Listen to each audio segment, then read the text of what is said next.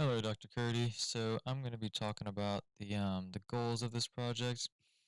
So the goal of this project was to create a simple information system for a clinic, and the clinic consisted of two doctors, a certain number of nurses, and then a number of patients. Where each patient was placed with a doctor, one of the two doctors, and each nurse was not placed with a doctor. They worked for both doctors. Um, so each part of this information system was connected in a certain way, as you can see here in this diagram. So the main parent class person had an association with load, the load and store functions, which both of those were used to load and store the TXT files. So if we had to create the TXT files from scratch, we'd load them, or um, if there's um, previous information in the TXT files, we'd load them. And then if we needed to rewrite any of it, so like a new appointment, a new patient, new nurse, etc., we'd store that in using the store function. And then the employee and patient classes um, are inherited from person, and nurse and doctor are inherited from employee, where doctor and nurse have an association because a nurse works for the doctor. And then these arrows here indicate that these classes have a has a relationship. So appointment and doctor have a has a relationship, as do doctor and patient and nurse to clinic. And so like appointment and doctor with the has a relationship, that means that there's a um, class inside of doctor for appointment, so an appointment class inside of doctor. And same goes for patient. There's a doctor class inside of patient and a nurse class inside of clinic. And so this was the original inheritance tree that you gave us, but we did make some small modifications. So here originally the store and load functions were associated with person, but we did make a change. So we took load and store and made them independent instead of having them associated with person, because we were having some trouble with trying to get that associated with person. So we kind of just took it into our own hands and made them independent, but the functionality was the same. And so for as a group, communicating was a big thing. So we used an app called Discord. Not sure if you heard of it or not, but it's a messaging and voice chatting platform. So we were able to meet as a group, talk as a group, or just like one on one, like me and Sean or me and Chris, if Sean wasn't there or whatever. And we were also able to send our code to each other just like we would to you, just a zip file of the .h and .cpp files. So that made it really convenient and quick and easy to send over files rather than like emailing and going through the hassle and all that and having to schedule time to meet each other in person. So we could just go through this, which was really easy and nice. And so initially we did have a labor diagram, how we broke up this assignment. And initially I was going to be doing the parts 1 to 6, which I ended up doing because those were pretty straightforward, just like simple classes with accessors and mutators, and then the nurse bonus function. And then Sean was going to do the doctor class, and Chris was going to do the load and store objects. But as we kind of went through it, as we got deeper, so like once we got to like the doctor class, we did realize that there were some obstacles we were going through and like trying to get things to work. So we all kind of pitched in and worked on each of these last three things together to get it working, and not just having one person do the whole thing, because this was the big, probably the meat of the actual um, project. Um, and so something like this, a management program, is used in a lot of real world applications. Some of them being a medical clinic, obviously, like we did in this project, and in hospitals to keep track of appointments and things, and like patient information, and many other things, just on a much bigger scale than what we made. And also in like manufacturing, keeping track of materials and who makes what product and all that, airports and plane tickets, etc., financial services, and other places.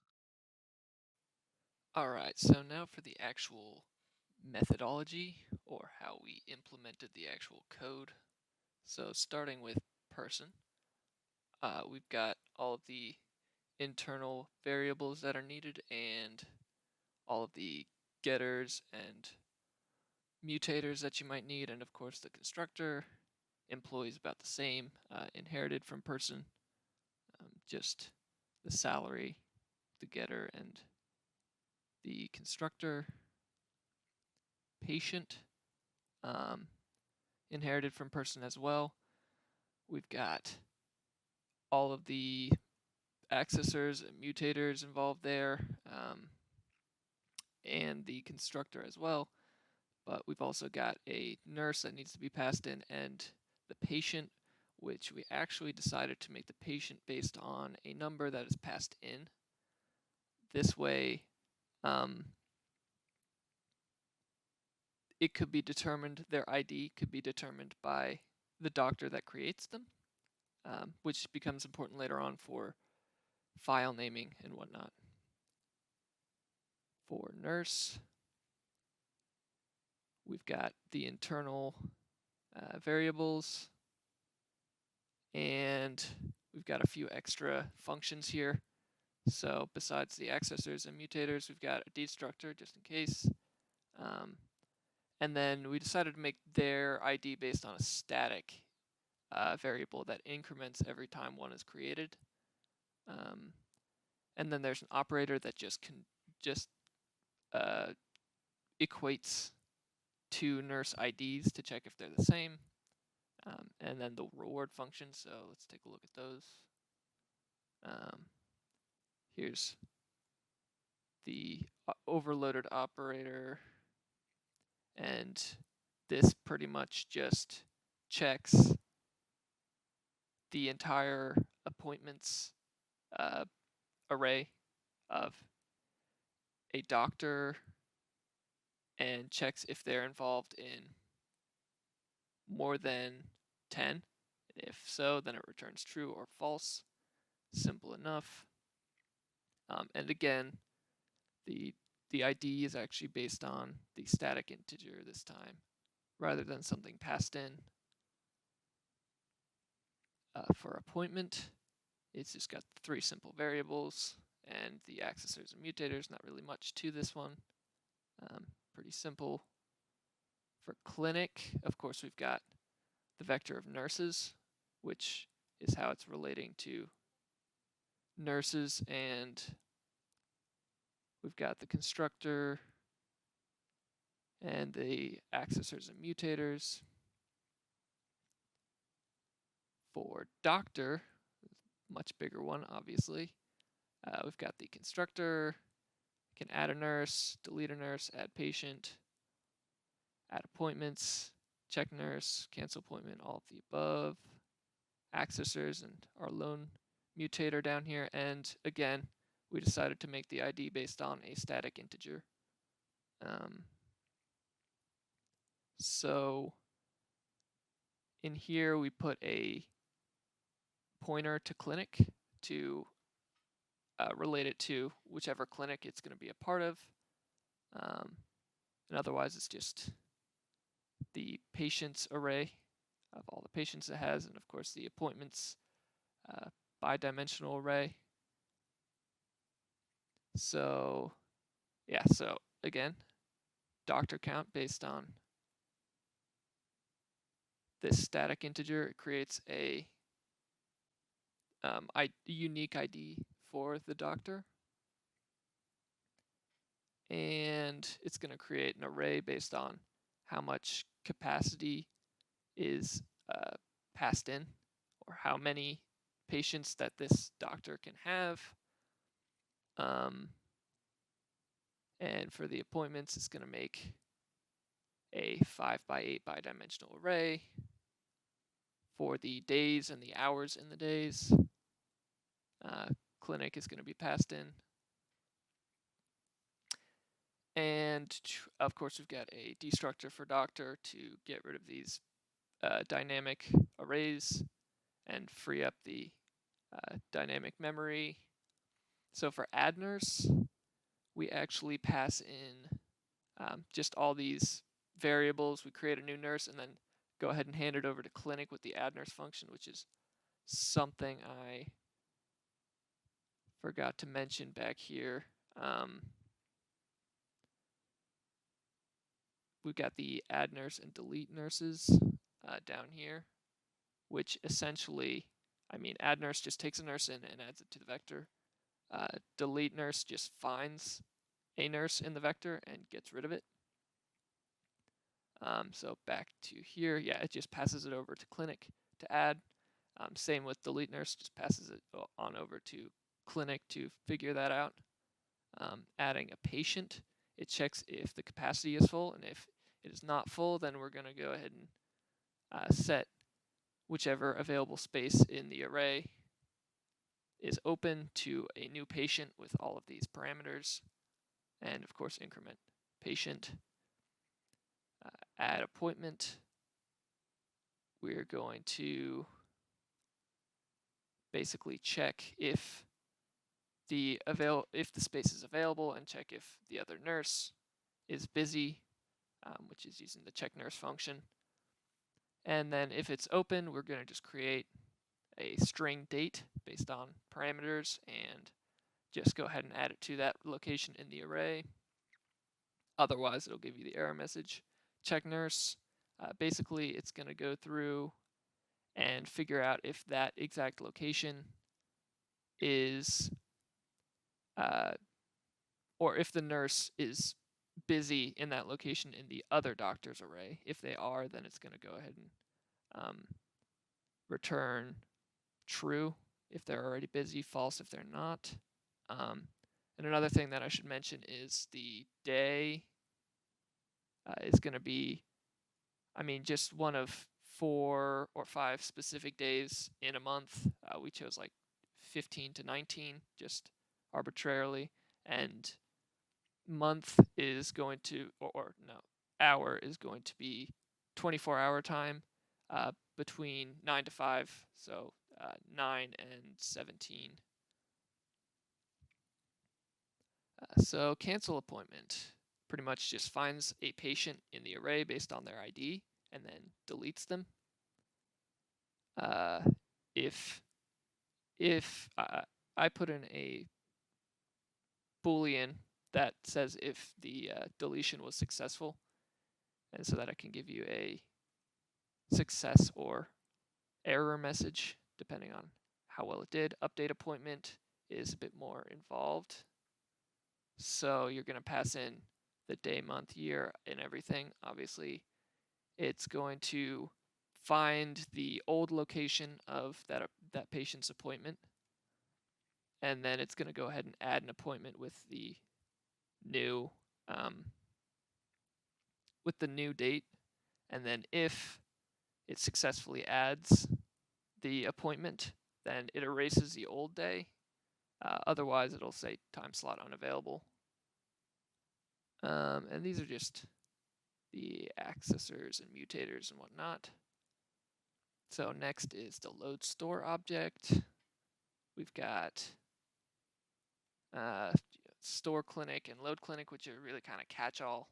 Does pretty much everything, and they use these. Store doctor, nurse, patient, load doctor, nurse, patient, and appointments. So starting from the top up here, we're going to have it go ahead and create new files if it needs to. And basically, it just adds in all of the needed information with a end line between, so that you can tell the difference between each variable. And then it's going to call store doctor data for doctor 1 and 2 and store nurse data with the clinic that was passed in. And it's going to be taking just a clinic, a doctor, and a couple of doctors. So store doctor data is just going to be just taking all those variables in doctor and putting it in a file with a line ending in between them so that there's just one variable per line. And then it's going to call on store patient and appointments. Nurse is pretty similar. It's going to actually go through all of the nurses in the clinic and just store their data in their own file names based on their IDs. And it's the same with all these. The file names are going to be based on the IDs that were created before. So storing the patient data, again, it loops through and it's going to store the patients for, or store the data for all the patients in whatever doctor is passed in, with a line or an end line in between, just to differentiate. Store appointment data, pass in a doctor, it's going to go through and store all of the appointments in their own files, or in one large file actually, that uses this symbol between hours, the little vertical line, and a dash between days to differentiate. And finally, getting into the loading data, we've got load clinic, which is going to be pretty much calling everything. It's going to need to create its own nurse vector to create the new clinic, and it's just going to be the default data, two nurses, zero, or 2 doctors and 0 nurses before any are added. And then it's going to go ahead and open up this, load the information from the clinic data file as needed, and then it's going to use a loop to find each nurse, or the amount of nurses in the original vector, and it's going to loop through and it's just going to load the data for however many nurses were in that clinic before. And the load nurse data function actually returns a nurse, so it's just handled by this loop here. Load the doctor data for the clinic that was passed in and both doctors at once. And for load doctor data, we've got all of this, which is the actual data from doctor, and then it's going to load the patient data and the appointment data for that doctor, and then for doctor 2 it's going to do the same.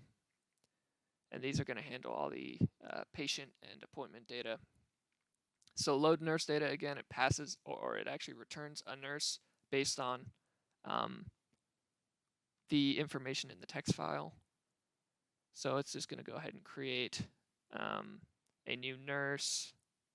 It's going to find all of this data from the file. Again, it uses it line by line to figure out the data, create the nurse, and return it. Otherwise, error message. Loading the patient data. This one's going to actually go through a loop based on how many patients the doctor has, and it's going to look for each of the file names. Obviously, we got in the file names, we've got the doctor's ID and an underscore PT, whatever the patient's number is. So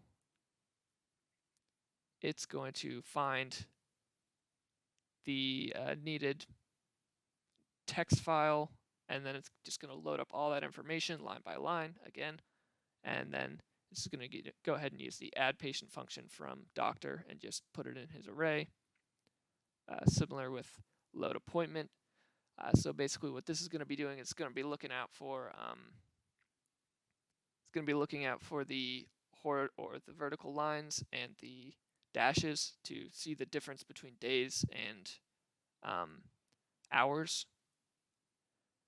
And it's just going to go ahead and loop through, and for every single, until the end of the file, because the file is going to keep even empty appointments in it, it's going to go ahead and just load up all that information into the doctor object that was passed in, and that's just gonna load up that array. And I think that's about it for the actual implementation. So we'll go over to Chris for how it actually works and our main function. Here I'm going to be showing off some of the functionality of our program. The main is quite simple. We have 3 pointers, a pointer to the clinic, a pointer to the doctor, Dr. 1, and a pointer to Dr. 2. And these will be passed into the start program function, which takes care of whether or not the program will load files or if it'll create these instances of these objects from scratch. So those are passed into start program. If the file clinic data.txt does not exist, then it'll just create a generic default clinic with no nurses and 2 doctors, and it'll create the default doctors that were defined in the PDF. And those look like this. Joanne Healthy, all their information, social security number, birth year, where they live, and Johnny Hefty, same for him. And then we allocate these 2 objects on the heap. Okay, so once that's done, it then goes to modify, which allows the user to navigate around menu options. Right now, due to time constraints and falling a little bit behind, we were only able to implement 2 different menu functions, one for adding appointments and then one for deleting appointments from doctors. So let's take a look at them.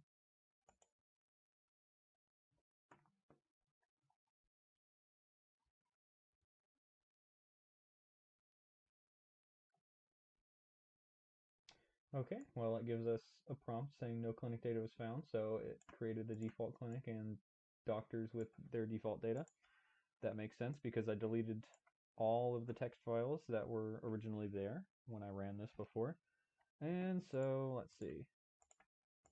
There's 3 options: adding an appointment, canceling an appointment, and quitting. So for here, we also have a bit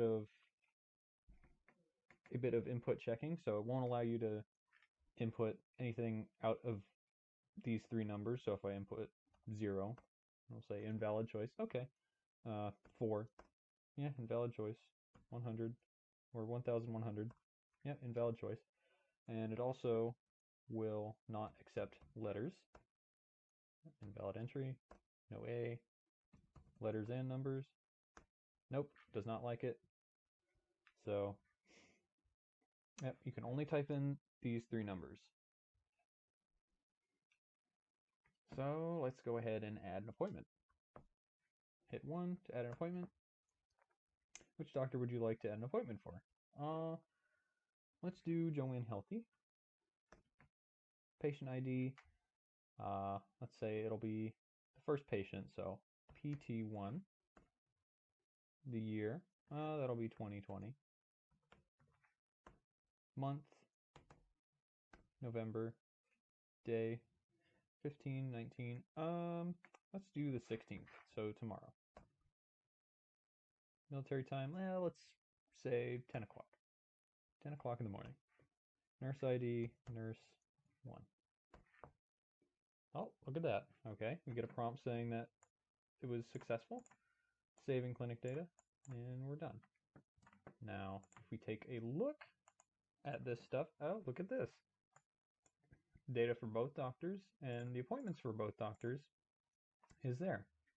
So Dr. 1 should be Joanne Healthy, all her information. Dr. 2, oh, that's the appointments. Dr. 2, yep, Johnny Hefty. And let's look at Dr. 1 appointment. So we did one for the 16th of November 2020. So if we look here, okay, these are each individual time slots. These are denoted by this pipe character. That's how the program knows how to iterate through adding this information back when it reads it again. So come here. Oh, well, that's the end of the day. So now it's the 16th. This is 9 o'clock. And look at that, 10 o'clock. Patient 1 with nurse 1 at November 16th, 2020. Looks good. Okay, now let's see what happens if we load it again. Hey, look at that. It found existing data and it loaded from it. So let's add a new appointment again. Oh, wait, what if I realized I didn't want to do that? Well, you can go back. Little something added in there that helps with the user interface. Let's cancel an appointment. Let's cancel that same appointment that we just made. And it was for Johnny Healthy. Joanne Healthy. Enter the patient ID. That's PT1. Patient 1. Oh, look at that. Now it's saying that the appointment cancellation was successful. And it saved the clinic data. Now let's take a look at it again. Doctor 1 appointment. First day. Where there was an appointment, there is none now. We, of course, going to add as many of these appointments as we can, as the program will allow, and as the doctors will allow. So that is about as far as we got with the main program. If we didn't run into so many snags when trying to figure out the loading and storing functions. Yeah, we were a bit confused on how these will be associated with person, and then we just made a decision relatively it was around 4 days ago that we decided to just have these separate. So yep, these are just separate. These are the only 2 functions that you can call from it, and each of these functions call these subfunctions. So these will be the only 2 things that have to be messed with outside in main. So storing and loading. And just pass the clinic, pass the doctors, and that's it. Takes care of that. Takes care of the dynamic memory as well. That's done in main. That is done with the end program function. Where is that? Oh, there it is. Yes, close program. So when we see that message, we say, oh, it's saving. Calls the store clinic, puts these clinic and doctor objects in, then calls delete for each of them, and says goodbye. And that's the end of the program. Though we didn't have the chance to implement every single bit of functionality, such as the adding of nurses and adding of the actual patient's information themselves. We just have the patient IDs that we add to the appointment schedule. They're still in there. They're still in here. These can be shown through these create default functions. So create default nurses, yep. Creates nurses and then adds it to the clinic through the doctor that was passed into it. And create default patients. So you can have patients for Doctor 1 and Doctor 2, and then creating default appointments, but we showed that this can be done in main, and it already is done in main.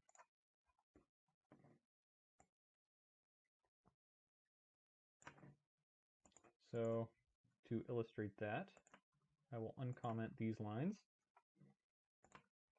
delete this data, and run the program again. This time I won't touch anything, so it'll all be default data.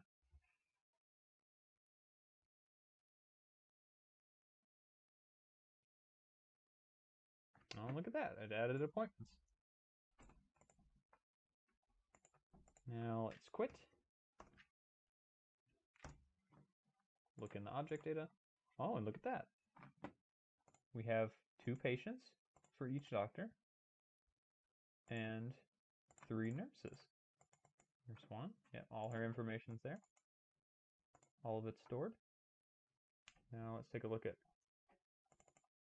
appointments. There's patient 1.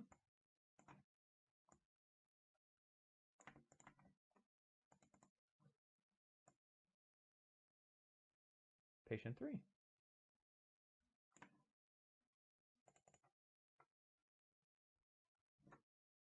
And the clinic data, this variable right here reflects how many nurses were added. And since you can see there are 3 nurses that just got added, this is also reflected in the clinic data.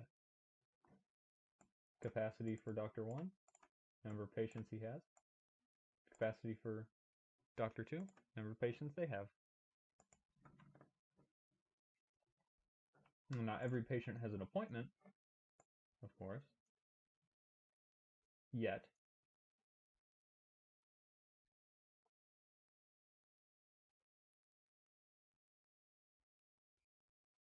As only 2 appointments were created.